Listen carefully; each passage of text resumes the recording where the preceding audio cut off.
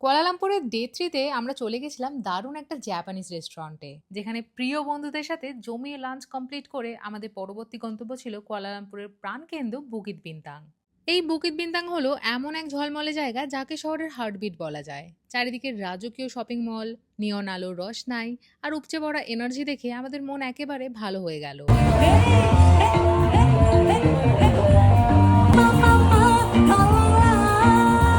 সেখানেই টুকটাক শপিং সেরে সন্ধ্যার পর আমরা সোজা পা রাখলাম কুয়ালালামপুরের সবথেকে ফেমাস জালান আলোর ফুড স্ট্রিটে। এই জালান আলোর হলো ভোজন রসিকদের জন্য এক স্বর্গরাজ্য, যেখানে রাস্তার দুপাশে সারি সারি স্টলে মেলে জিভে জল আনা লোকাল মালয়েশিয়ান, চাইনিজ আর সি ফুডের অবিশ্বাস্য সব কালেকশন, যার মন মাতানো সুবাস আর লাইভ কুকিং এর ব্যস্ততায় পুরো পরিবেশটাকে উৎসবের রূপ দেয়। এখানে অনেক রকম স্ট্রিট ফুড ট্রাই করে আমরা আমাদের রাতের ডিনার শেষ করেছিলাম। এই ভিডিও ঠিক নিচেই লং আর ডিটেল ভিডিওটা লিংক করা থাকবে, তোমরা চেক করতে ভুলো না। আর আজকের এই মিনি ব্লগটা তোমাদের কেমন লাগলো অতি অবশ্যই কমেন্ট করে জানিও। আর ভালো লাগলে একটা লাইক করে দিও।